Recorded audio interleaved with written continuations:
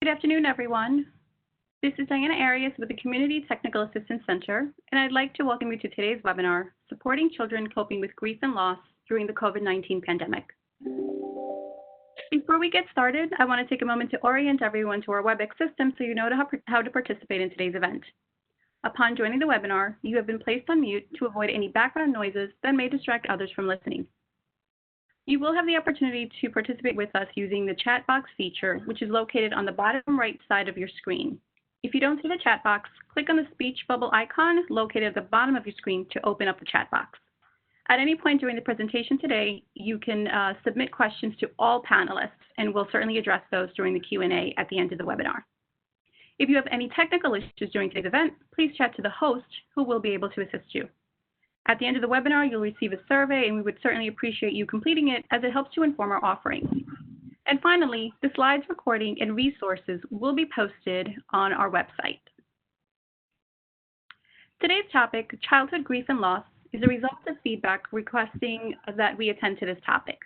The current pandemic has impacted many aspects of people's lives, including the increased occurrence of experiencing loss.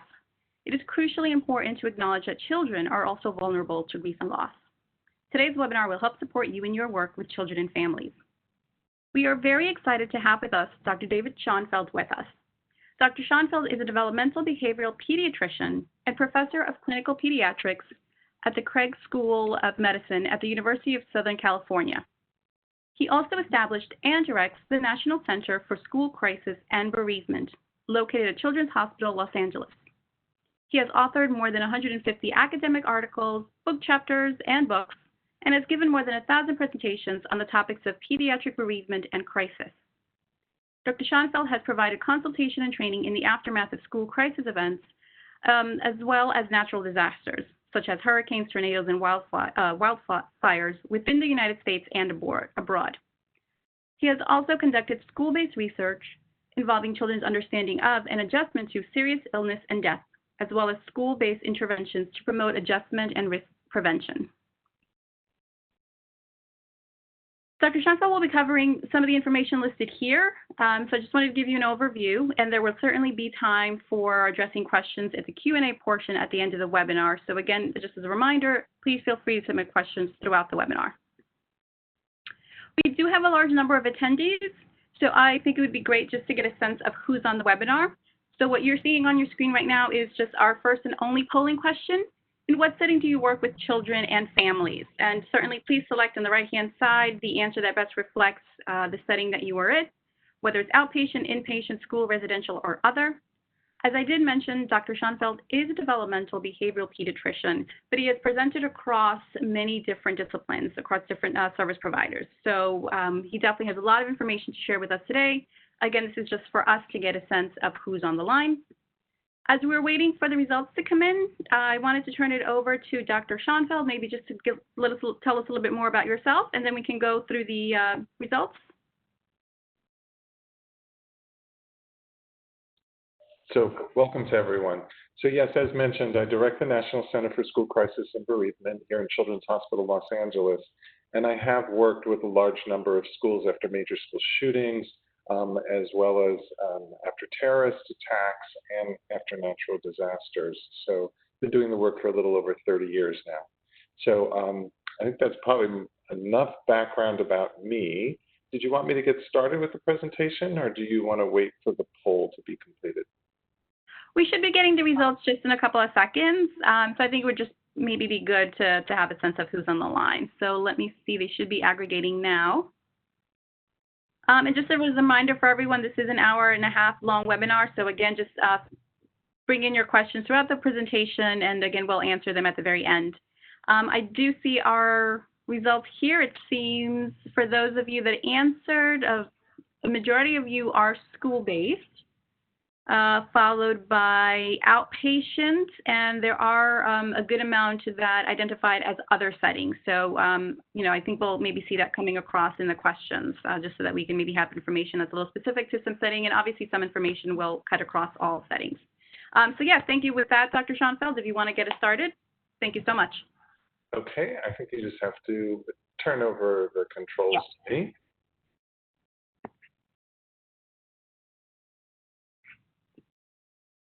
Sure. Okay. So first off, I want to point out that even outside the context of a crisis event, loss is actually very common in the lives of children. About 5% of children experience the death of a parent by the time they reach 16 years of age, and about 9 out of 10 children will experience the death of a family member or friend by the time they reach 18. So the high frequency of loss is noted, but it's actually contrasted by the limited preparedness of classroom educators and other school staff to support grieving students. A recent survey from the American Federation of Teachers found that 93% of classroom educators stated that they had never received any training on how to support a grieving student at any point in their education. Now, although most children are going to adjust to even a major loss, it doesn't mean that they don't grieve, as already mentioned, and it doesn't mean that grieving isn't extremely difficult. Bereavement has a significant and often long-term impact on learning, social and emotional development, behavior, and adjustment. Now, this particular pandemic is causing a large number of deaths throughout our country. So I'd like to begin by talking about how to support grieving children in general, outside the context of the crisis. And then I'm going to talk about the unique challenges to supporting grieving children during a pandemic. And I'll also provide some free resources for addressing these unique challenges. First, I want to start off by commenting that schools can provide a supportive environment to grieving children, but that doesn't require that classroom educators provide bereavement counseling, but rather that they provide an empathic presence. Same can be said about healthcare settings and really any setting where adults are present where they can support children. They don't all need to provide bereavement counseling. They can provide support. I was interviewing one educator. She taught, I believe, middle school, and she told me that one of the students came back after having been out for a week. She knew that he was out because his mother was ill in the hospital, but she didn't know that the mother had died during that time period. When he came back to class, he mentioned that his mother had died, and she was very upset, and she said she gave him a hug, and then she said, "I'm so sorry, I didn't even know that this had happened," and he just looked at her and said, "Please don't do this." So she said, "Okay, I just want you to know that I am here, and my door is always open," and that goes for all the staff here in the school. We're all here when you want to talk about it. But he didn't come to talk about it. And a couple of weeks later, he stopped by after school, and he just said, "I just wanted to stop by to say thanks." She said, "I don't know what I did." And he said, "Well, I just wanted to say thank you." She said, "Okay, well, you're welcome. And I don't even know what I've done." And he just looked at her and said, "You were here, and I didn't have to talk about it." So she said she realized at that point that sometimes kids don't want to talk about it. But she had acknowledged the loss. She said she was available. She was present for him. And she said it's like a dance. She said, "I'll take the first step. The student takes another step. We continue to dance. If not, that's okay. We can just stop and listen to the music together." And I think that metaphor really works in general, and particularly in this pandemic. We've all been impacted by the events that have gone on, whether it's the pandemic, financial crisis, or some of the racial tensions in our country. We are all experiencing this to some degree, and part of what we are going to do is just listen to kids and be with them. Dr. Schoenfeld, I'm so sorry to interrupt. It seems that we're having a little bit of issues with the audio, maybe going in and out. So maybe if you could speak a little bit louder, right. closer to the microphone. Sorry, thank you. I'm quite close to the microphone, but is this better for people? Hopefully this will work well. Thank you. Okay. So the first step is to acknowledge that the loss has occurred. So a common myth is that talking to children about their loss is going to upset them. But when you ask children about how they're feeling after the death of someone close to them, when they look upset, they're not upset because of the question. They're actually just upset because of the loss. And you've just invited them to show you how they're feeling. You haven't caused the distress. But when you are with kids, many times they're still not going to let you know that they're grieving, and they may not appear to be grieving. Many children and their families may not notify the school or others, including their pediatricians, when the child experiences a death. And there are multiple reasons for that. I remember working in New York City after 9/11. I was coordinating some of the training for the school crisis teams. And they told me that a number of the children actually made the decision after their parents had died in the World Trade Center attack that they didn't want the schools informed because they didn't want to be one of the 9/11 kids in the school system. So a lot of times people want to keep it private, and that starts really from a pretty young age. Adults from often unwittingly communicate to young children that death is really not to be openly discussed. If somebody comes up to, if a young child approaches someone, say, in the grocery store and says, I'm Tommy and my mommy is about to have a baby, most people will continue the conversation. They'll ask, are you looking forward to being a big brother? Is it going to be a boy or a girl? They ask questions and they continue the discussion. But if the same child comes up to a stranger and says, my grandma died, I'm going to a funeral today, people do not generally continue the discussion. They look away, they look uncomfortable, and the kid picks up on that cue. Now, when they go home and they're just alone with their parents, the conversations can also be very difficult.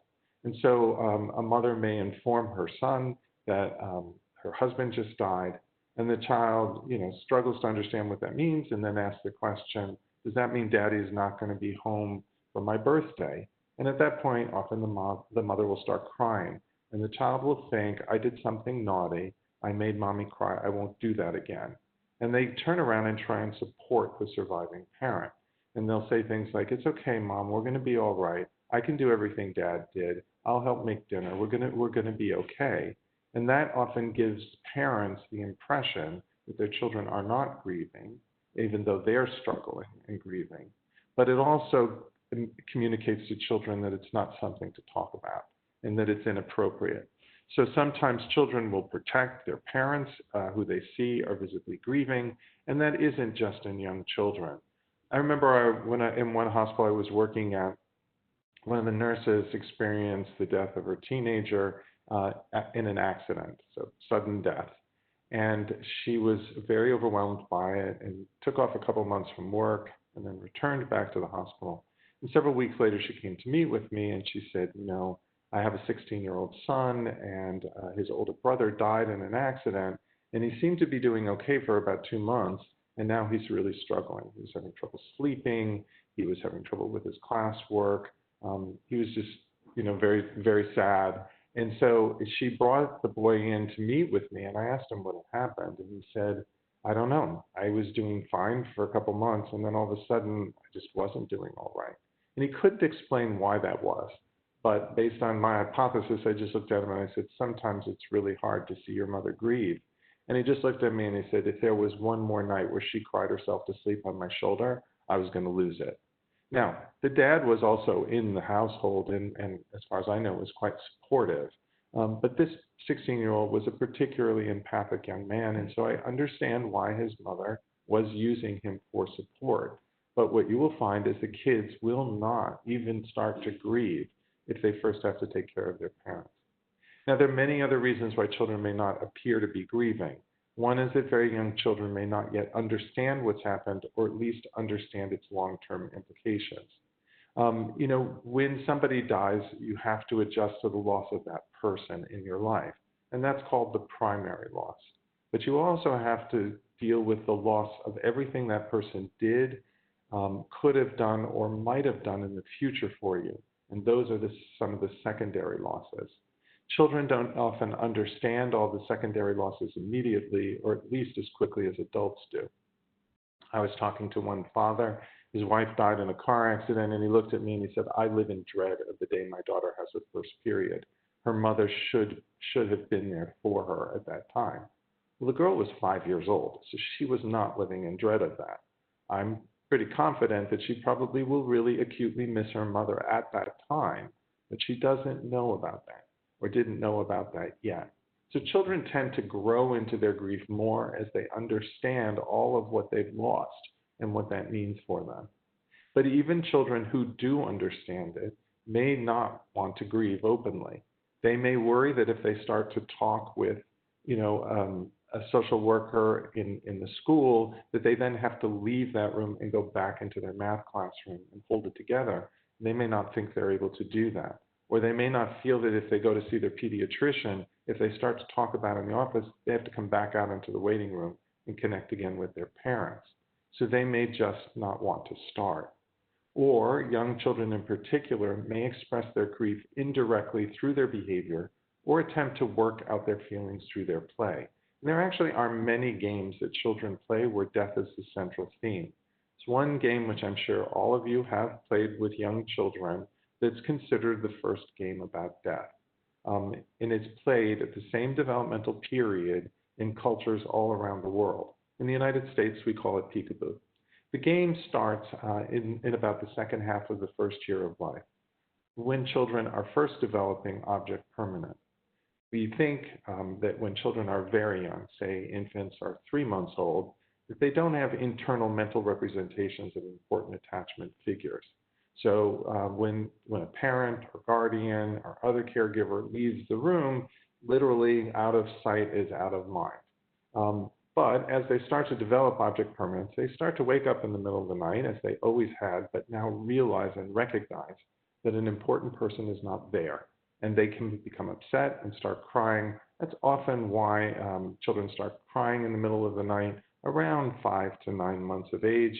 This is often misinterpreted by parents as a sign of hunger or discomfort from wet diapers, and they then start something which causes learned sleep associations and frequent night wakenings. But children start that because they wake up and they realize important people are not there, and they do exist, and they long for their reunion, and it causes distress. And I would say at that point, children are capable of grieving because they remember that people exist and that are important to them, and they miss them and worry that they will not see them again. And at that age, they start playing peekaboo. And so peekaboo is a game about death. What happens is the child fixes their gaze on someone else, often an attachment figure, but not always. There's then heightened concern, as if the person has died when there's separation, and then there's joy at reunion, and then the kid's got to play it again. And you'll find that children will play this over and over again. There's a driven quality to it. And you have to ask, why do they want to keep playing it? Quite honestly, I find it to be a somewhat boring game, so I'm usually done with it pretty quickly, but kids still need to try and cope with those feelings of loss. And most people don't recognize the fact that peekaboo, if you translate it literally from Old English, is alive or dead. And that's what the game's about. So children will play about death from a very young age and continue to do so even at much older ages. And as I mentioned, children and adolescents and even adults may still choose to keep their losses as private.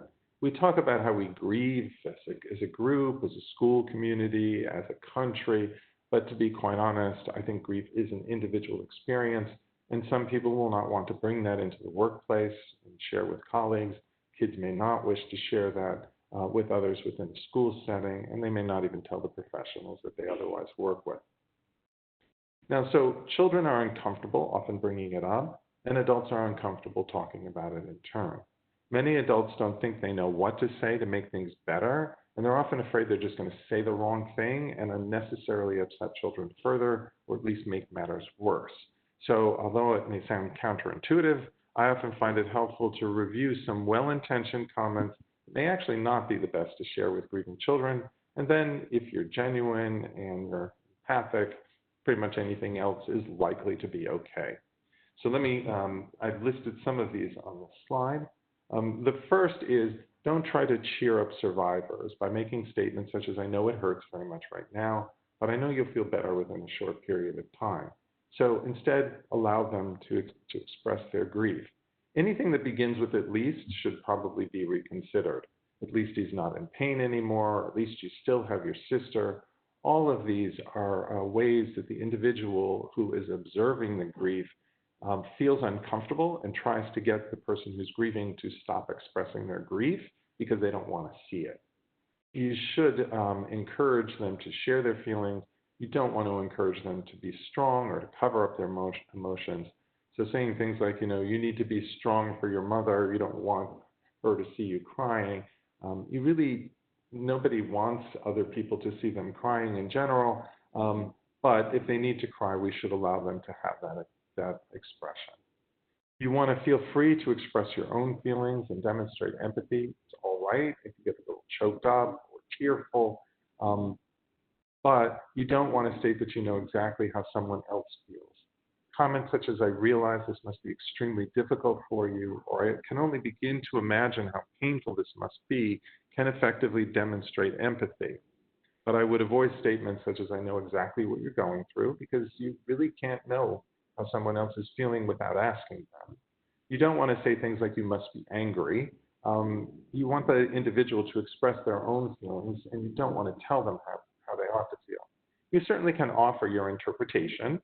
So you can say, "Your mother told me that you've been yelling a lot at her. I saw when you came into the room, you were pretty quiet and withdrawn, and you slammed the door.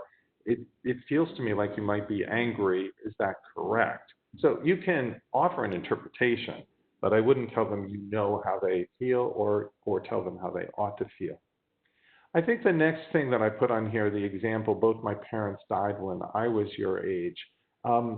That is, a lot of times people share their own personal loss stories, and there are some situations where that's appropriate.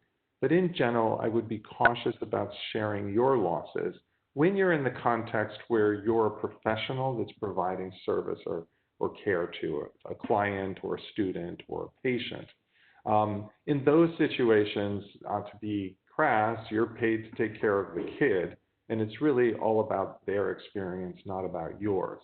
A lot of times we share personal loss stories to try and connect and show that we have relevant experience, but if you're a therapist or you're a teacher, you don't really need to do that. The children will trust the fact that you know what you're doing if you show competence as you do it. Whenever you do share your personal loss experience, you tend to generate comparisons. And there's really only two ways that can go. Both of them are not helpful. One is that you say something that pales in comparison. I knew of one nurse that told a family that she understood what they were going through when their child died that weekend because her dog had died that weekend. They thought that was insulting to compare their child to a pet. I've seen the opposite occur. You can imagine if a child comes in and shares with an educator that their grandparent just died, who lives out of state, and the teacher turns around and says, "Oh, both of my parents died when I was your age." Then the child feels they have to support the educator because their situation is worse. If you come up with something which is a perfect match, then you're still splitting the attention. You say, the child will still feel they need to help you. And really, it is all about the child and their experience and their needs. Now, there are situations where you can disclose personal details, but it should always be in the service of helping to illustrate something that you think you can't do otherwise with the child, and not simply to connect by sharing with them to say that you've also had a loss. What you want to do, and often what's the most difficult, is to allow the child to be upset and while also suspending your judgment. So there's a tendency I find among professionals to try and figure out, is this normal or abnormal? Is it typical or atypical? And quite honestly, it's so varied what people may say or do in their acute stages of grief that what you really want to do is just let it happen and just observe and don't try and change it. You would, though, intervene whenever safety or health is a concern. So I was providing support to a woman whose child at about 5 or 6 had died of recurrent cancer. And it's a long story, but I was doing this remotely as a favor to a pediatrician. And so I had never met the family in person. I was doing this all by phone across the country. And I was giving her advice before the child died, and then the child died, and I provided some support. And a couple months later, I was having a follow-up phone call on a Friday evening. And she just mentioned, as an aside, that her other daughter, she said she had a teenage daughter as well, and she said, "We've never really talked about her, but she's really taking this quite hard. A couple of weeks ago, she even said she was thinking of killing herself." And I asked her what she did when her daughter had said that, and she said, "Well, nothing. This is what children do when they grieve. It's normal." And I said, "Actually, suicidal ideation and threats is not normal, and it is something we need to take care of." And I said, "I really want you to take her now to go see someone." Well, it was like Friday evening, and she said, I can't do this on a Friday evening. She's already asleep. And so I said, well, what about tomorrow morning? She said, where would I go on Saturday? Well, I was doing this as a favor for the pediatrician, so I said, I'll call the pediatrician and they'll see you tomorrow. And the mother just said to me, I really don't want to bring her in on the weekend. She said this several weeks ago. She hasn't mentioned it since. I'm not worried about it. So I made her promise that she would go in on Monday morning. And then I asked her if she had any guns or weapons in the home, and she said, no, they didn't. I asked about prescription medication. She said, yes, of course, we have some. And I told her that I wanted her to remove the prescription medication from where it was and to lock it up over the weekend. And I remember the mother just said to me, I think you're overreacting. I don't think this is that big a deal, but I have a lot of respect for you, so I'm going to do what you said. Well, apparently the girl tried to overdose the following day. And as she was coming back from the emergency room, she just turned to her mother in the car and said, what did you do with all that prescription medication? I couldn't find anything that worked.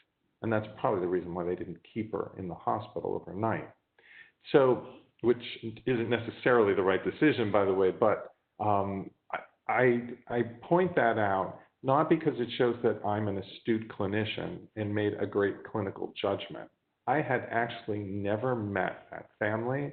I had never met or even spoken to that girl. So I didn't pick up on some cue that was very subtle. You just need to act as it is an emergency when a child talks about killing themselves or hurting or killing someone else. I've had parents drink, and I have focused on making sure that they have safe travel home and that someone will be with them when they get there. So the point is, I've let pretty much anything happen except around safety. And we always have to make sure that we deal with that as the emergency it truly is. Now, so one reason people don't say anything is they're not sure they know what to say. And sometimes they're worried that they're going to say or do the wrong things because they feel ill-informed about another person's culture. Now, there are differences in cultural practices and traditions around mourning, but the fundamental experience of grief is actually universal. So when we recognize that there's a range of ways to experience and express grief, we can explore ways to bridge cultural differences in order to help grieving children and families of all cultures. I encourage people to ask questions when they're unsure what would be most helpful for a family or an individual. But the reality is that assumptions based on what we believe is someone's cultural or ethnic background may actually result in stereotypes that cloud our perceptions and make us miss opportunities to be helpful. I had the opportunity to work with one Amish family after their young child was killed. And I was visiting the grandparent, and I just asked her to tell me what was helpful, what was going on, and she was giving me a tour of her home. I had already provided some support over the phone for several months and had got to know her. And as she was showing me around her house, she pointed to a picture on the wall. And she said, that's a picture of my granddaughter who died. And she said, several months ago, my grandchildren were outside playing, and I went outside to check on them, and there was a tourist who was visiting from another state, and he was a photographer, and he was taking pictures of my grandchildren.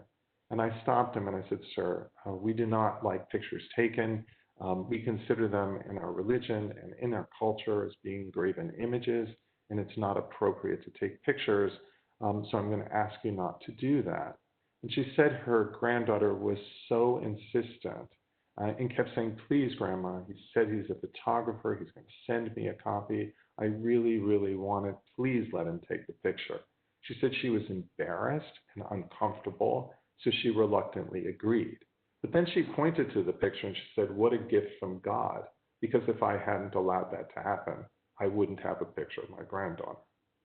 So the issue is if I had entered into that interaction with a belief that the Amish do not use photographs as transitional objects because it violates their traditions, cultural beliefs, and their religious beliefs, and I had communicated that in any way, I don't think the grandmother would ever felt comfortable to tell me that was actually what she was doing. So I think what we need to do is approach the family with an open mind and an open heart. Help families identify and communicate what's important to them about their cultural practices, and then work with them to find solutions and compromises when there are realities that require some modifications in their cultural practices. For example, during a pandemic, it may not be safe to have family members clean or prepare the body for a funeral, hold large funeral ceremonies, sit Shiva, or visit grieving families to bring over food. But what we have been seeing is the use of virtual services, virtual Shiva, and coordination of meal delivery through online services. So we can find out what works for them and what's important to them, and then we can try and figure out how to make it come as close as possible to what it is, what would be helpful to them, and what we can do. But we shouldn't presume that we know what they need or want based on some book knowledge about what culture or ethnic groups do for mourning rituals. I will say that many people assume, because my last name is Schoenfeld, that I'm Jewish. My dad was Jewish, but my mother was Catholic, and I was raised Catholic. I actually was an altar boy as a child. Yet I have colleagues who still talk to me in Yiddish, even though I keep telling them I don't know any Yiddish. When I bought my home in Los Angeles, the realtor made a point of saying that it was walking distance to a synagogue and that I would be surrounded by a lot of Jewish families and be part of the Jewish community. Didn't have the heart to tell him I'm actually not looking to be part of a Jewish community. I don't mind being surrounded by people who are Jewish. It doesn't bother me at all, but it's not what I'm looking for. But I felt if I said anything, I would actually be disrupting what he thought was forming a bond with me because he was Jewish. And so I think in many ways, we make these assumptions and it can actually distance us from people. So you just need to keep an open mind and an open heart and let them guide you as to what's important.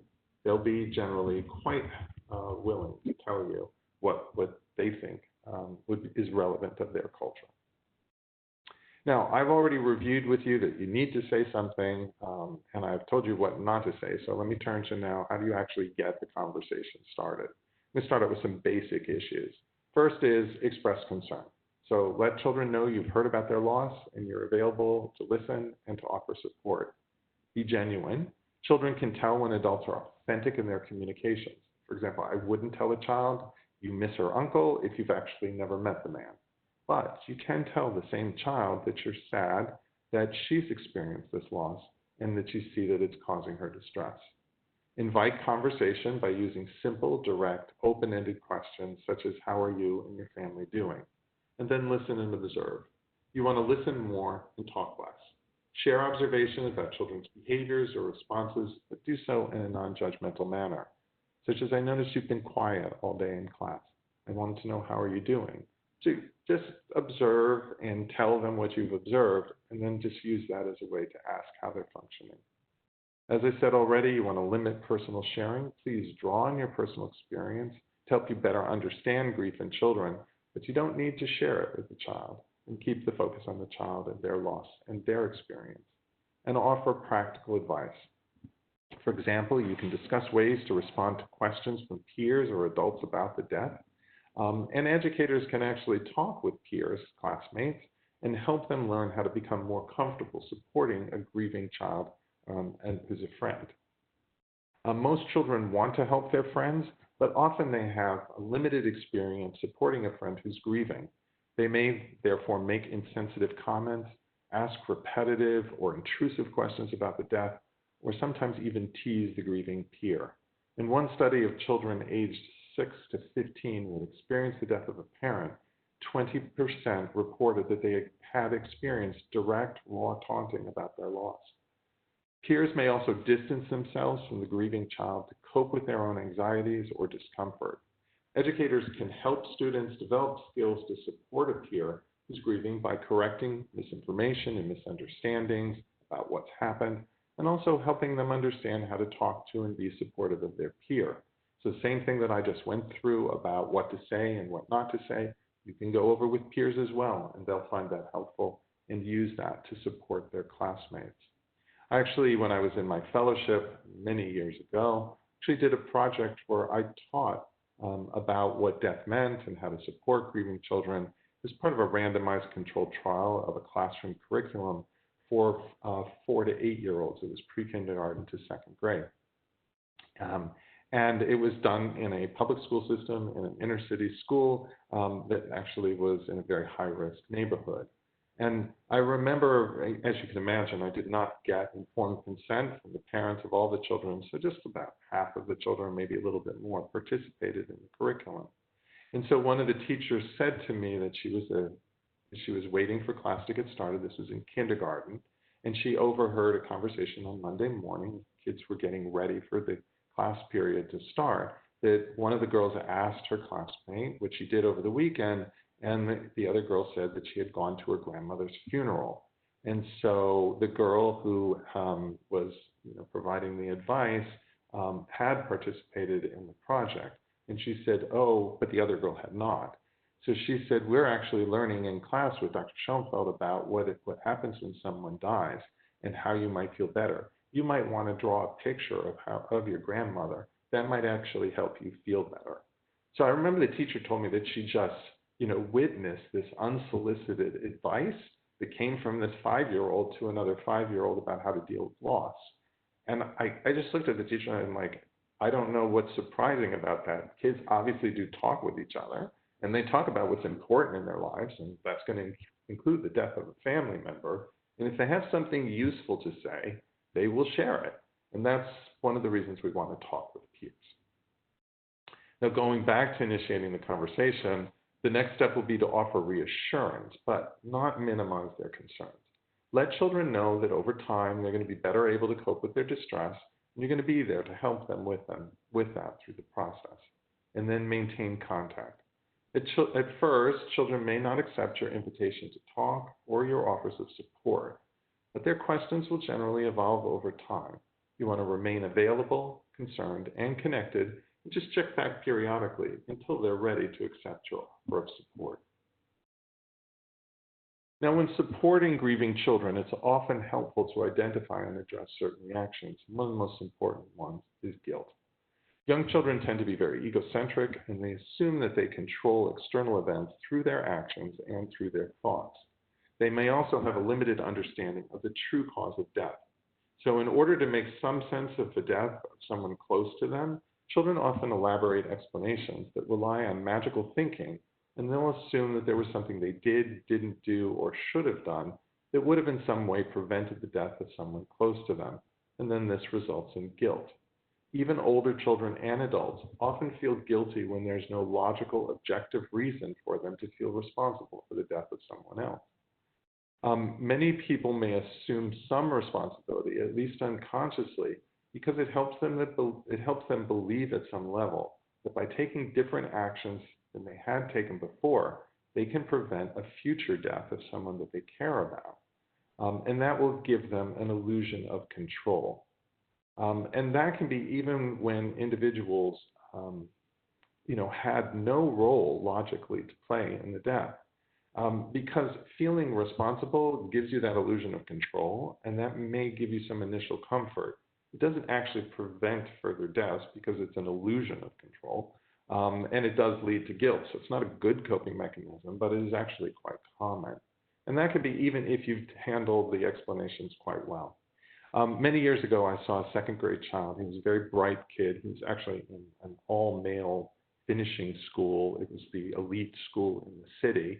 And he had experienced the death of his brother from sudden infant death syndrome, or crib death. His mother was a child psychologist on the faculty at one of the medical schools. His dad worked in one of the other medical schools in the city. They were really very supportive, empathic parents. They'd explained everything appropriately to their child. And I remember they brought in the boy. It was maybe 3 or 4 weeks after the death. He was having no reactions or problems. He was coping very well, but they just wanted to make sure that they gave him counseling to increase his chances of doing as well as possible. And on the first visit, the boy just said to me, my brother died of SIDS, that stands for sudden infant death syndrome. They don't know the cause, but they're raising money to do research. He asked me to come and do an in-service to his second grade class about what happens when someone dies.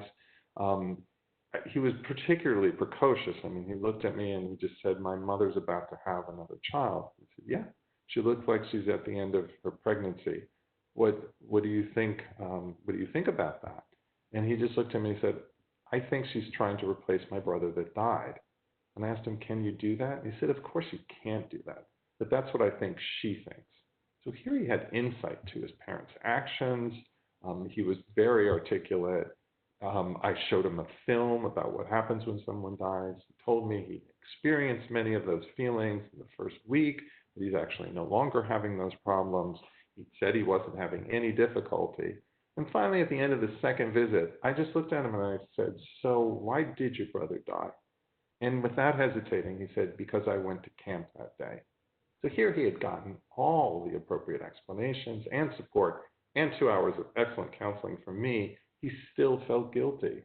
But Sid's death of unknown cause, he doesn't really know why his brother died.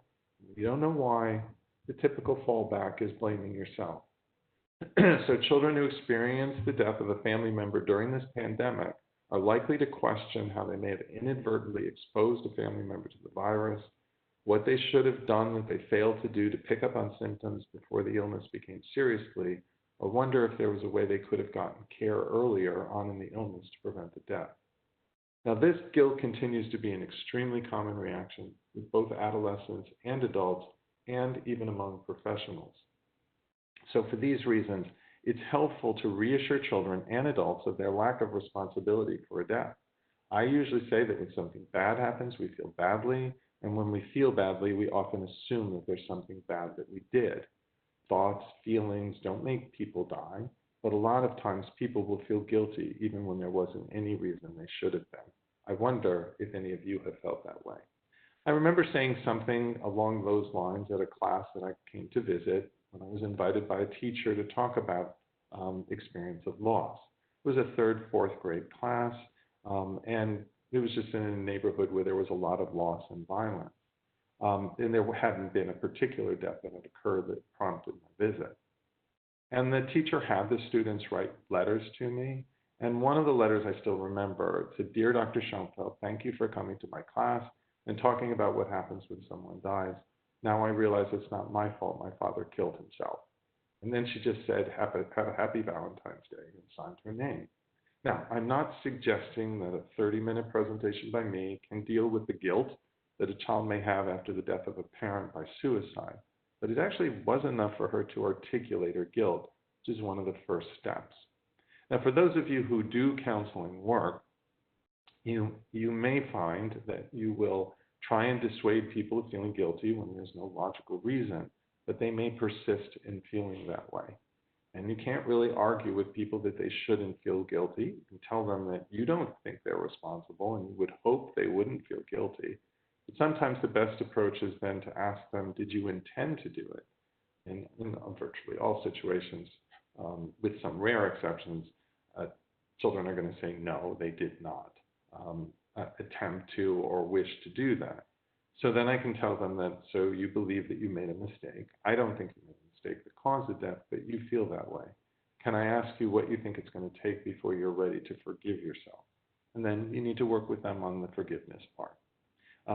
But guilt becomes a very important part of the counseling that we do, and also the support that we provide children after death has occurred. Another area, particularly for those who are working in schools or those who are consulting to children that can then talk with their teachers, is about academic accommodations. It's common for children to experience at least temporary academic challenges after the death of someone close to them. And you're going to see this also from the majority of children that deal with a crisis event, such as the pandemic. So it's really going to be affecting a lot of kids right now. Pre-existing learning challenges often become worse, and new learning problems may present. And this could be due to difficulty concentrating, due to disrupted sleep, anxiety, depression, other factors, difficulty learning, remembering, or applying concepts, challenges with completing homework and assignments. They may have competing obligations. They may have to earn more money to try and help support the family. We're seeing that during the pandemic, even outside of bereavement. Or it may be that they have to take care of other children, younger siblings. There may be a lack of availability of parental assistance with their homework, disrupted home environment, many challenges that they'll have within the household. And they may actually learn things, but still have difficulty demonstrating the learning on tests. It's important that we offer academic support proactively. We don't want to wait for children to begin demonstrating academic challenge or for the academic challenge to become academic failure. Schools should be a source of support for grieving or traumatized children, but if the academic expectations, even temporarily, exceed children's capacity to learn, then school often becomes more of an additional source of distress than a source of help. What you want to do is assist grieving students in identifying the level of academic work that feels appropriate and achievable. And there are some helpful accommodations. One is change an assignment. Allow a student to work on a project with a partner rather than solo if they have trouble concentrating when they're not doing it with someone else. But some children have trouble collaborating and working with others when they're grieving. And they may not want a group project. They may want that group project changed to an independent project. Students may want to adapt a formal research paper into a more engaging assignment, such as an oral history project or a video. Some children who are grieving do not want to be in front of the classroom and feel self-conscious about how they appear or present themselves, and they may want something in writing instead of an oral presentation. The point is not that there's a particular form of assignment that works. It's just you have to find the best match between the child's current abilities and preferences and how they can actually demonstrate what they've learned. You may want to change the focus or timing of a particular lesson. A literature class might choose a different book to discuss if the one originally scheduled describes a death similar to the one the student is currently grieving. A health class on the dangers of substance use might be postponed or the grieving student excused if they've just lost a sibling to a drug overdose, for example. You'll want to reschedule or adapt tests, and immediately after a death, students might be exempted from some testing or given modifications such as testing alone in a quiet location with extra time. Scores might be omitted or weighted less in determining final grades if they were obtained right after the death. You can consider 501 plans, or if the child has an IEP, modifications in their IEP.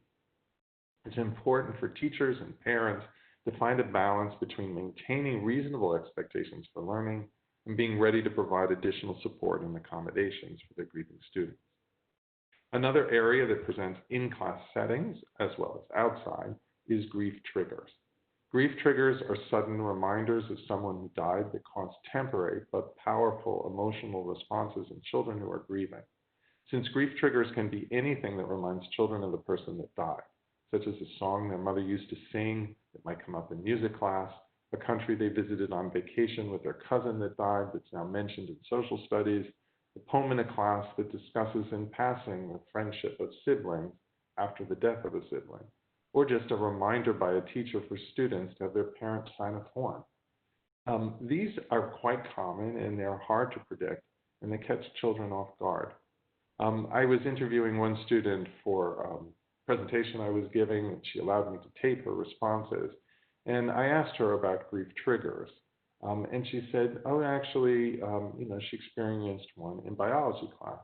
She said we were having a discussion, it was about blood vessels, and the teacher asked if anyone knew what an aneurysm was, and she raised her hand, and she explained what it was. And then the teacher had a follow-up question of what can happen if someone has an aneurysm. She said, well, if it's in your brain or another important organ, if it ruptures, then the person can die. And the girl just looked at me and she said, it's ironic. Somebody can say something that means so little to them and not realize how much impact it has on you. And she said, my teacher didn't know that my dad died of a brain aneurysm. I hadn't told her that. It didn't happen that year. So she didn't understand that it was that much of an impact on me. And as she told me the story, she didn't look upset. So I'm guessing her teacher had no idea that that had any impact on her. So then I asked her, well, have you had any other grief triggers like that? She said, well, actually today before I came to meet with you, we were in biology. We had just finished a biology test, and I was joking with my friend, and we were talking about how hard it was. And she said, and then I said, I'm going to have a heart attack. And then my friend said, I'm going to have a brain aneurysm. And she started shaking. And the girl looked at me and she said, my friend is a great friend. She doesn't know that's how my dad died. I met her afterwards. I never told her that. But again, there are these common triggers that occur. So teachers, counselors, and others who work with children should let them know these triggers may occur and then develop a safety plan if they're in class on how to deal with it so they feel in control and less overwhelmed. And this slide outlines some of the helpful strategies. One is to provide a safe space or location where the student can go. Now, if after we resume school, they may not actually be allowed to leave their class and walk to someplace else, but if they could, they might go to the school social workers or counselor's room, the school nurse, or the psychologist, or just go to the library or the classroom across the hall, or maybe just sit in the back of the room. Give them an adult that they can talk to when they're feeling upset and want to talk. Set procedures for them to obtain support discreetly, such as a signal or statement that doesn't draw attention, but allows the student to leave the classroom to go to a safer space or to seek support. I had one teacher work out with her student that whenever he was having a grief trigger, he would take a tissue from the box near the doorway and leave the classroom. She knew where he was going and that it was a grief trigger and knew he would return. You might want to let the student call a parent or a family member if it's needed, or provide permission and encouragement to see the school social worker, counselor, nurse, or psychologist, or offer private time with the teacher to talk about thoughts, feelings, and concerns. I had one teacher who was teaching high school, and a girl had experienced the death of her father. And what they worked out was that she wore a hoodie to class, and whenever she was particularly upset, she would put the hood up, and that was a communication to the teacher that she was not to be called on, she was not accessible at that point. And they just joked that she was having a hoodie moment. And he said, look, it's better than she sits at home and grieves by herself. She's at least learning something from the lessons, and she's with her peers and with adults who can help support her.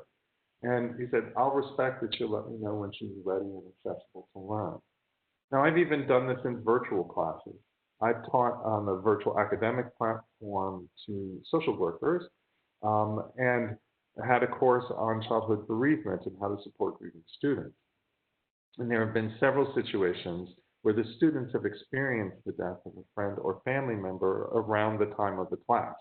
One student contacted me and said she was on the way into the hospital to see a grandparent who was dying. I've always told them that they don't need to attend the class when this is occurring, and they can take the time off for themselves and their family. But actually, in each of the situations, they wanted to attend. But what we worked out was they could just they left their webcam off. And that way, people couldn't see signs of their grief.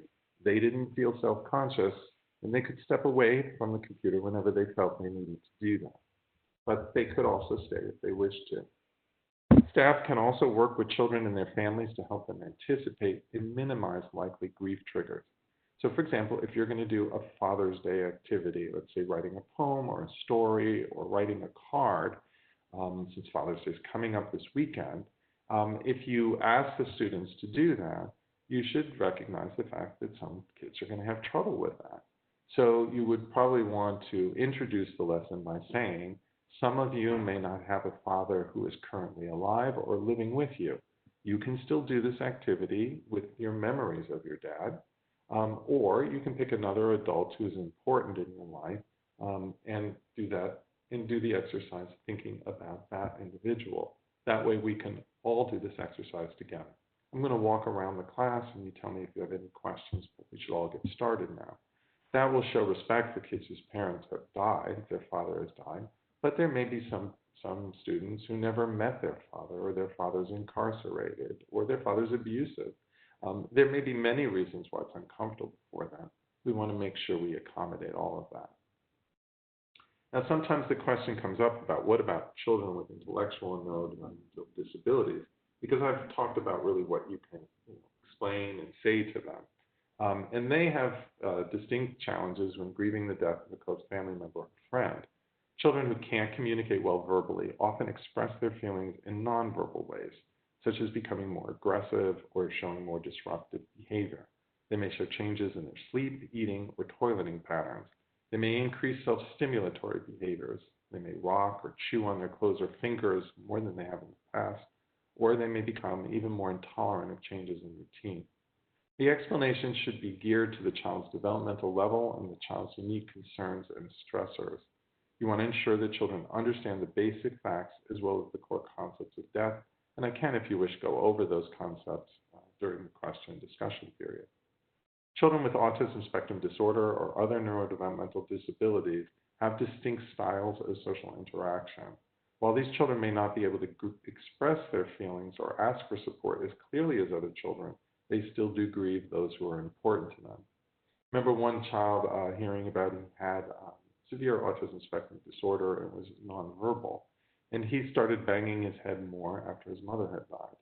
They worried that he might be having an ear infection or headache and kept working him up and did CT scan of his head, and they didn't find anything, and the head banging just got worse, so they admitted him to the hospital. It wasn't until someone actually noticed that whenever they mentioned his mother, he hit his head more, that they figured out that the head banging was actually self-stimulatory behavior, was a way of trying to comfort and soothe himself from the distress. Of course, placing him in the hospital separated him further from other important caregivers. So as soon as they figured out the association, they discharged him from the hospital and focused more on providing support. Now, common stressors for children with ASD include unexpected events, disruptions in their routine, changes in the behaviors of family or peers, and powerful emotions, trying to communicate thoughts and feelings, and facing new sensory processing demands. The death of someone close brings challenges in every one of those areas. So efforts should be made to reestablish routines quickly. After the death of a caregiver or the forced relocation after a disaster, for example, it's important to establish new and consistent routines as quickly as possible. Now, these are some general considerations about how to support grieving children. So what I want to do in my remaining time is just review some of the unique challenges of supporting grieving children during this pandemic. And I'm going to point to some resources from the Coalition to Support Grieving Students that could be used to address each of these challenges. At the end of the presentation, I'm just going to introduce the Coalition and its resources, and I'm going to let you know where you can download guidelines that go over each of the points I'm going to make now, as well as each of the resources. So you don't need to remember what I'm saying. I'm going to go quickly, just in the interest of time. Now, after the death of someone close, children often become more concerned about the health and the well-being of others they care about and of themselves. And in the setting of a pandemic, there's already extreme concerns about personal health and that of others. So the ability to reassure children that others close to them are healthy and not at risk of dying becomes challenging during this pandemic, even if the initial death was unrelated to the pandemic or even unrelated to an infectious disease. So it becomes important to help children deal with their fears and concerns about the pandemic, in addition to grief they may be experiencing after a personal loss. And we have a COVID-19 pandemic resources webpage on the center's website, as well as the Coalition's website I'm telling you about, which includes presentations and materials for educators, parents, and other professionals on how to talk to and support children during the pandemic. And this information will help address some of children's anxieties related to the pandemic, and it may be useful not only for grieving children, but just for children who may be worried about the pandemic or about deaths they see in the media. Physical distancing measures, including lengthy school closures, increases the social isolation that's generally experienced by grieving children even outside of the pandemic. It also makes it difficult for schools to provide support using traditional means. And this is certainly true. But one of the things that I'm pointing out to schools is that they do provide meaningful support to grieving students when deaths occur during summer vacation and holiday breaks, using phone, email, and the internet. And quite honestly, the support often provided to parents and other extended family members is usually not done in person, even when we don't have a pandemic. So the same strategies can be used during a pandemic when school closures are required, and they're actually outlined in the Coalition materials. Now, many children's bereavement programs across the country are quickly adapting to the pandemic by providing virtual groups and/or individual support. Today is actually the first day of the National Alliance for Grieving Children's annual meeting, which is being held virtually, and I'll be joining you right after this webinar. Many of these organizations are already providing virtual groups and virtual individual support. So please contact the organizations in your area to see how they can assist during this pandemic. If you're not yet aware of the Children's Bereavement Center program, hospice program, or bereavement camps in your area, you can check the National Bereavement Resource Guide for a state-by-state listing that was compiled by New York Life and Illuna. And they're grouped by state, but then they also list each of the communities they're in and their contact information. Secondary losses may also become more of an issue in the midst of this pandemic. So after the death of a close family member or friend, as I mentioned, children not only need to cope with the loss, but they also need to cope with everything that person could have done with them, all those secondary losses. But during a pandemic such as this, the magnitude and importance of these secondary losses may be accentuated. Families may find significant challenges to meeting even basic needs, like obtaining food, preparing meals, providing supervision, or accessing other services and support when there's only one adult that's in the home, if there used to be more. And I'm just using the term, by the way, parent, whenever I'm referring to a parent, a guardian, another adult family member or friend that provides support and assistance to children, typically within the home. And we also have to recognize that any surviving parent is also feeling often overwhelmed by the pandemic and their grief.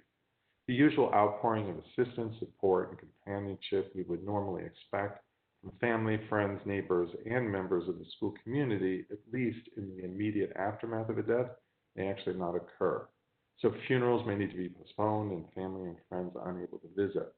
And we actually have a module that deals with these secondary losses. Family members may be overwhelmed by the pandemic in addition to their own grief. Surviving parents not only have to deal with their grief, they have to deal with all the impact of the pandemic. They may be worried about money, about caring for their parents, or just have practical concerns, as I already mentioned. And they still have to care for those while caring for their grieving children. Extended family and friends may actually not be able to visit, but they may also be so preoccupied with the pandemic and meeting their own needs and those of their family, they may not even reach out remotely to provide the support. So the role of school professionals and healthcare professionals becomes even more important. So resources for meeting basic needs are often the first component of mental health services in the aftermath of any crisis or loss. Now, some children's grief may not be related to a loss due to death. For some children who don't experience the death of someone they know, they may still have to cope with separation from loved ones, whether that's due to quarantine, hospitalization, travel restrictions, or the inability to visit older relatives or friends. But they may also grieve their inability to celebrate their graduation, their birthday, or special holidays. Transitions, such as from high school to college, are particularly challenging during the pandemic. So the website for the Coalition has a guidance document that addresses these other losses, which are referred in the bereavement field to as ambiguous loss. And there is a module on coordinating services and supporting transitions that addresses how to help kids transition to new grades or schools. And lastly, in terms of barriers, supporting grieving children can be difficult in the best of times, and this clearly is not the best of times. So it's a really important time to maintain and nurture your professional self-care. But school professionals often do this through their community professionals within the school that they are separated from. So they have to make particular effort to try and address that professional self-care needs. And we actually have a module that deals with professional self-care at the Coalition website. So now before I open it to questions, I'm just going to tell you about some resources. I wanted to start by talking about the Coalition to Support Grieving Students. This is a unique collaboration of the leading professional organizations representing classroom educators, school administrators, including superintendents, principals, and others, and student support personnel, school counselors, school nurses, school psychologists, school social workers, and others. And these groups came together to form the Coalition to Support Grieving Students with the common goal that no child should grieve alone. And if you look at this slide, the National Center, as well, in partnership with the New York Life Foundation, with the lead founding members, and the other 10 organizations were the founding members who not only helped to create the coalition, but also co-logoed and endorsed the materials. And collectively, there are about 5 million professional members in the coalition, and just among the founding members. But the coalition launched its website probably about 6 years ago, and subsequently other supporting organizational members joined. And you'll see it's such groups as the American Academy of Pediatrics, the Society for Developmental Behavioral Pediatrics, American School Health Association, a large range of groups. We're actually up now to 100 members in the coalition. And the coalition created a free school practitioner-oriented website, which is at grievingstudents.org. And there you're going to find over 20 video-based training modules, most of which are only 10 to 15 minutes in length. These modules are grouped into 6 sections, each containing 2 to 4 individual video modules. And the topic categories are really addressed on this slide. And I'm not going to go over them, I just show them to you, but it includes such things as conversation and support. The first video, I should say, is the longest. It's about 30 minutes because it includes simulations using equity actors in New York City, where the actors portray a child returning to school and a teacher talking to them after they've been out for the death of a parent. And it shows what to say and what not to say. You'll also find that there are sections on developmental and cultural considerations, practical considerations such as funeral attendance and social media, grieving children, a range of reactions and triggers, including guilt and shame, so grief triggers, professional preparation and self-care. And then we address crisis and other special circumstances, such as suicide, what to do in a school crisis, how to facilitate commemoration memorialization in schools, and how to address students and staff with potentially life-limiting conditions. In addition to these video modules and associated print materials, the website includes selected resources such as modules on line-of-duty deaths among the police or the military that we developed in collaboration with groups that focus in this area, guidance documents about how do you deal with the death of a student or staff from all causes or suicide, teacher training materials, family and school staff booklets, which are all free of charge, articles, and online resources. I just want to emphasize or call out this parent booklet called After a Loved One Dies, and it's written for parents and other caring adults on how to support a grieving child. It's available in English and Spanish and Japanese as PDF downloads that you can photocopy and share freely. It's also available in print copies in English and Spanish, and New York Life Foundation actually pays not only for the printing, but also for postage and handling. So it's completely free, and you can order copies to have in wherever you practice or in your school. It's a good resource to have on hand. And lastly, I just wanted to end with this contact information for the National Center for School Crisis and Bereavement. And our website is schoolcrisiscenter.org. The National Center coordinates the coalition, but we manage 2 different websites. So at this point, I'm going to close and open it up to questions that people might have. Great, thank you. Questions in the chat box, and then Diana is going to read them to me. Yes, thank you so much, Dr. Schoenfeld, for your presentation. Very informative, and I know that I've also gone through some of those resources, and I've definitely found them very helpful. So I certainly urge everyone to visit the website. Do you have any questions yet? Yes. So some of the questions that we have, let me see, let's start here. Are there certain tasks grieving children must do to work through their grief? And if so, are they impacted by the shelter-at-home restrictions or the reopening phases? I'm sorry, Diana, did you have a question for me? Yes. Oh, I'm sorry. My first question was, are there certain tasks grieving children must do to work through their grief? And if so, are they impacted by the shelter-at-home and reopening phases? Okay, that's an excellent question. One of the first tasks is children have to understand what's happened. And so that will be impacted by the sheltering in place because sometimes, as I said, they have trouble talking to their parents when the death has occurred in the family. And children often can talk more or express their grief more openly when they go to a school setting or go to their pediatrician's office, because those individuals didn't experience the loss as directly as they did, and they may be more comfortable talking with them. But if you go to a pediatrician's office, a lot of that is being done virtually for history part, particularly for older children. And when you're present, if everybody's wearing masks, and it may feel less comfortable talking with them. And of course, school is not open in the vast majority of places at this point. So the booklet does actually go over what the concepts of death are. and we need to make sure that children understand those concepts. So I'll go very quickly through them because I think that's the first step, is the understanding part. There are 4 concepts about death. Children generally do learn these by about 5 to 7 years of age, but even children who are considerably younger can understand these concepts if they're given appropriate explanations, particularly if they've experienced a personal loss. So the first concept is irreversibility, that when somebody dies, they don't come back to life again. It's not like cartoon characters or television characters that do die and then come back to life. That doesn't happen in reality. And if children don't appreciate that the death is irreversible, or they see the person has gone on a long trip or gone far away, a lot of the euphemisms we use confuse this further. They may actually wait for the person to return and be angry that they haven't visited or called or contacted. Now, a lot of times people will tell me children can't understand irreversibility until they're adolescents. That is not true.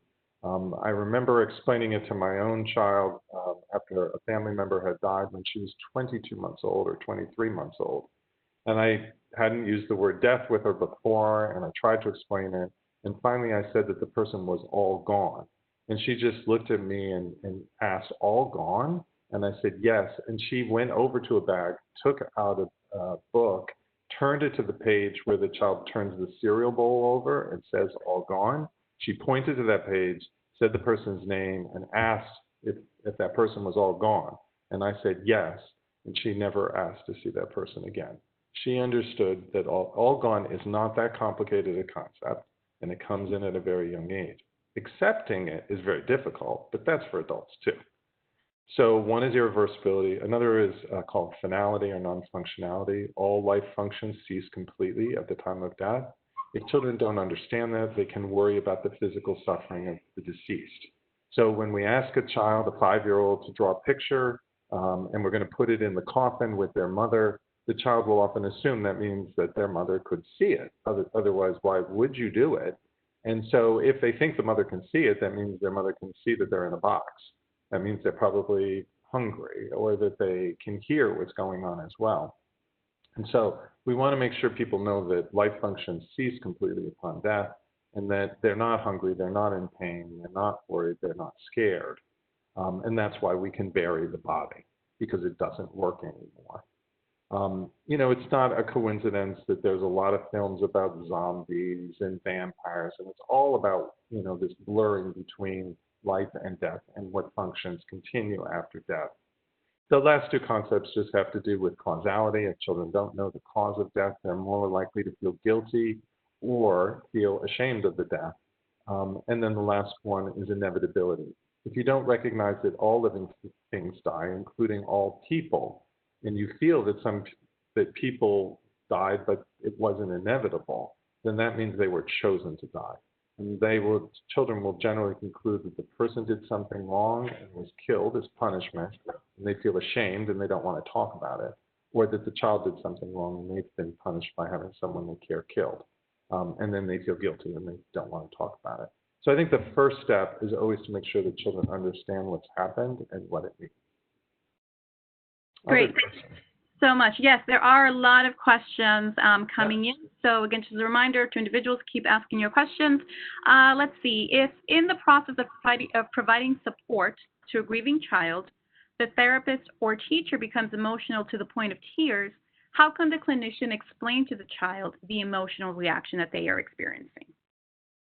Well, I always tell people that it's fine to become tearful or be choked up. You can say just hearing about what's happened, I see how sad that makes you, and I'm so sorry about that. I don't know that you need to say much more. If you are overwhelmed, so let's say you've experienced a personal loss, and quite honestly, during this pandemic, there's a high likelihood you may have a family member who died. I think that's happening to a lot of people. So if it's affecting you to the point that you can't concentrate on what the child needs, you become so triggered by it yourself, then it may be useful for you to distance yourself or to find someone else to talk to that child initially. But if you just get a little choked up or a little tearful, I think kids will understand that as long as they don't feel like they have to take care of you. If you just say, just hearing it makes me sad too. but let's talk about how you're doing. So I don't think you have to feel, I don't think you have to feel self-conscious about showing human emotion. I think you actually should be self-conscious if you're not able to show human emotion. That's probably more concerning. Right, thank you. So our next question, how would you explain the complex grief and trauma experienced by communities of color, specifically Black people right now? Young Black kids in urban neighborhoods will have a different perspective of grief and loss. Yes, so that is very, very much the case. And I've been doing a lot of work with school systems across the country, particularly in New York City. I think I've done close to 24 webinars for New York City school system since this pandemic started. And clearly, the concerns about racial inequity and all of the social injustice, which is longstanding, is making it much more complicated for kids. I think, the perspective that I've used is a lot of people say that people are grieving the deaths of, George Floyd and others who died at the hands of police. And to be honest, I'm not sure grief is exactly the primary reaction people are having. I think the families and friends of the individuals that died most certainly are, I'm assuming they're grieving quite deeply for the loss of the people that they knew. But as I said before, I don't really think we grieve as a country. I think grief is an individual experience. And I think it's usually based more on a perception of loss. Now, you could say that children in these communities are grieving a sense of safety, but I'm not actually sure that they had a sense of safety before. So I think more what is happening is that there's a recognition of kind of institutional racism and chronic trauma and stressors that were experienced by a sizable portion of our population that has not been adequately addressed. And it's more, I think, anger and frustration that we haven't made the appropriate steps to accommodate, or not to accommodate, but the appropriate steps to address the continued racism in our country, and it's in other countries as well. And so to me, when people refer to it as grief, there is a sadness, but I'm not sure it's really a grief. I don't know that it's really a sense of loss.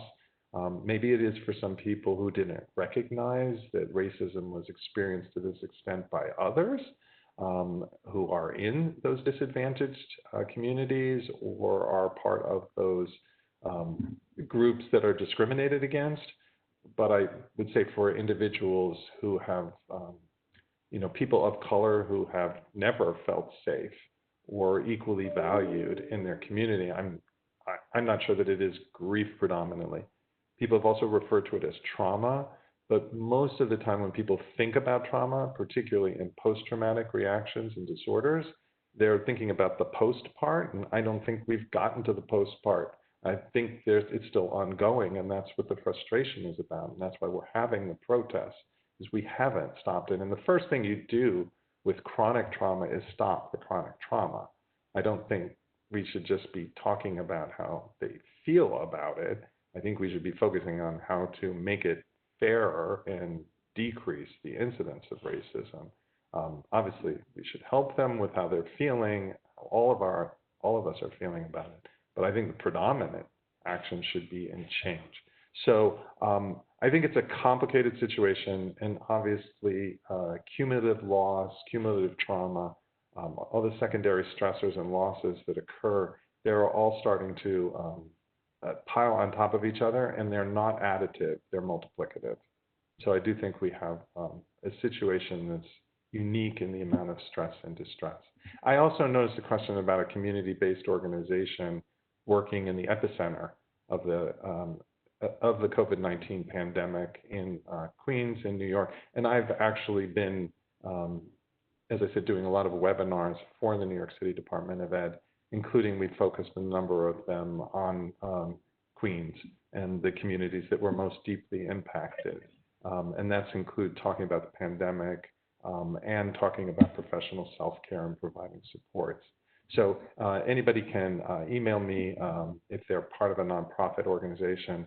We actually have a meeting with them in a couple hours to start talking about some additional supports we can offer with the New York City to the New York City Department of Ed. And I'm looking and trying to partner with even bereavement centers that are located out of state that have volunteered or we're going to ask to provide some additional remote support for grieving children. Great, thank you. Yeah, that was actually going to be my segue, sort of keeping in line with these inequities that we're seeing across healthcare systems, racial injustices, and so forth. So thank you for that. Another question that I have here, although I am not advocating to make insensitive comments to a child who has lost a loved one, if we are overprotective in not discussing death, mentioning how the loved one died, etc., how will we expect the child to build resilience? So I guess just overall, how do we support resilience building in children? So first off, I would never suggest that we withhold basic information from children about the cause of death or what's happened. They need to believe they understand what's occurred to be able to cope with it. And if we withhold information which is generally known, they will hear it from others or hear it inadvertently, and that really violates trust. So I do very much suggest that we do share information with children, but as the person who asked the question points out, we do that in a sensitive way. That doesn't mean sharing every bit of information, and it doesn't mean showing them everything. Some things, I recently talked to a family member who had a child die from a pretty gruesome way, and just said that they showed pictures in part to identify the child. And the comment was, "I will never be able to unsee that picture." And so we don't want to unnecessarily burden people with details or very graphic information isn't necessary for them to understand and probably shouldn't really be shared in general because it's harmful. But it is correct, we don't want to overly shield children from distressing situations because we do want them to develop resilience. I worked with one school system that had a mass shooting within the past year, and I actually had the opportunity to go and visit with the school and all of their staff even before the school opened. And I talked about trauma triggers as well as grief triggers. And the principal took the initiative to have the teachers review the entire semester's curriculum, the curriculum for the rest of the year, to look for any potential triggers and to modify the curriculum accordingly and to remove them to the extent possible. And one of the high schools, it was a high school, so one of the students on the school newspaper called me to do an interview about this. I mean, it was shared with the students. I've not really seen it done that thoughtfully before. And her point to me was, how long should we continue this? Do we do this for all 4 years if the kids are in high school? Or do we need to prepare them to go to college or to go to other schools and be faced with some of these same triggers? And she told me they actually have a course on forensic science. How are they going to eliminate all mention of death in that course? That's what it's about. I've had other schools that have Holocaust curricula. You can't remove everything. So the goal is to try and remove those things that are most glaring and most difficult in the immediate aftermath. I had one school where a kid was shot in the head and died in front of a classmate.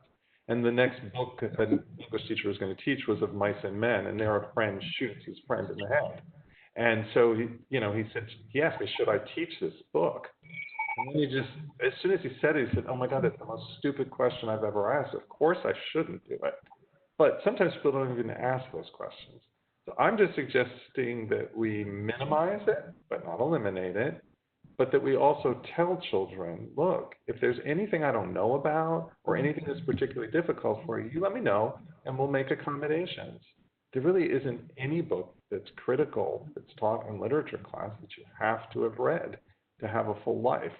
So you can postpone it, read it at another time.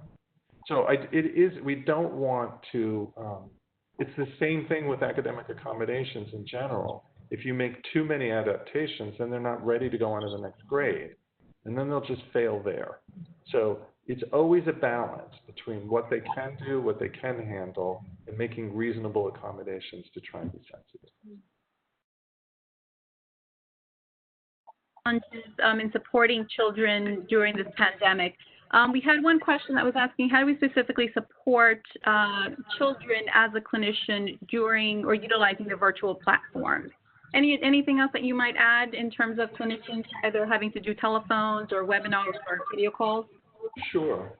So I think one of the things is that you want to offer an opportunity to connect outside of the virtual classes, because the virtual classes, there's not the opportunity to stop by the teacher's desk or wait until the end of class and just grab them as you would do in person. So you want to articulate in the class that you're available to, this is a difficult time for everyone, and the teacher would probably be best to share. It's been hard for me too. I miss being with you. This is not the same. And it's also really hard hearing about everything that's going on. You can share a little bit about what is going on and say, and if any of you want to talk with me outside of class, just let me know. Here's an email address, or here's a way to go into the private chat and let me know if they're old enough and they can do that. Let me know that you'd like to talk, and I can give you a call. And then I think what you want to do if you're the classroom educator is you want to connect and just see how they're doing in general and help them find out where they can get the support. I think educators will get overwhelmed if they're trying to provide counseling to all the kids. It's not their role. And I also warn them that if they start talking a lot about their trauma, they may get vicarious traumatization, particularly if they're compassionate. And the goal is really just to find out enough so that you can connect with the student and get them to the support that will be useful. It isn't necessary to hear their whole trauma story. Quite honestly, it's probably not useful for the child who's been traumatized to share their entire trauma narrative and then just be told, well, I have to send you to speak to someone else about it. I can't help you with that. So you want to connect, you want to help get them to supports and resources, and then also remind them of resources in their home, in their community, such as their pediatrician, or other places they can go to get assistance. Right. And let's see if we can maybe squeeze another question or two. Should we bring up the issue of guilt if the child doesn't express it, even after prolonged conversations with the child or exploration of feelings? I actually do recommend that you articulate it. Just the way I said, I will say that I've been doing this work for over 30 years, and I've found 2 or 3 times I didn't find someone who was guilty. It's so universal. And often they don't share it because they don't want to say they're responsible for someone's death. I was a pediatrician in chief for Children's Hospital, St. Christopher's Hospital for Children, and I remember being asked to go speak to a family when a child had died in surgery, and they thought the father was violent and aggressive and belligerent. So I went and talked with him, and he was very upset the child died in the operating room.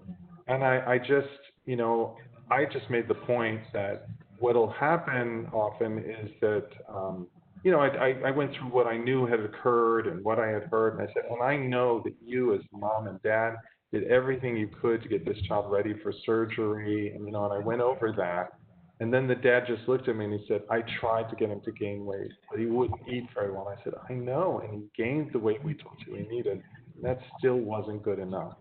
And that wasn't your fault. Everything that people have told me was you did an excellent job as a parent. And then he just started crying instead of being angry. And I remember when I spoke with the physicians afterwards, they said, how did you know that the father felt guilty? And I just said, because he's a father. Same thing for the mother. Same thing for the nurse and the physician. So I do actually articulate the guilt because people often don't volunteer. Great. And then let's try to get to this final question. Would these techniques work for children whose parents or loved ones are not necessarily dead but are unavailable to those children for other reasons? For example, in cases of severe abuse or parental rights termination, how would you suggest that clinicians adapt these techniques to those situations where parents or caregivers are just unavailable? So when I mentioned ambiguous loss, that's the category that's used, that's the term used in the bereavement field for these other situations where parents are not dead, but their level of engagement is less. It's called ambiguous loss not because it's ambiguous whether or not it is a loss. It's ambiguous because the boundaries of the loss are ambiguous. So that individuals, for example, who are divorced and out of state, they still come back for weddings or graduations or certain holidays. You can be incarcerated and then they come back from incarceration. And so you don't really, the concepts that I went over are not as clear, and that's why it's considered ambiguous. And the vast majority of what I've said and which you'll see in the coalition material is relevant for ambiguous loss. but there are differences, and that's why we just focus on bereavement on the website, but a lot of it is still the same. Great, thank you so much. And I do want to be mindful of our time, so I do want to thank you, Dr. Schoenfeld. Also want to remind our attendees that we do also have additional resources up on our website, so certainly please feel free to visit those.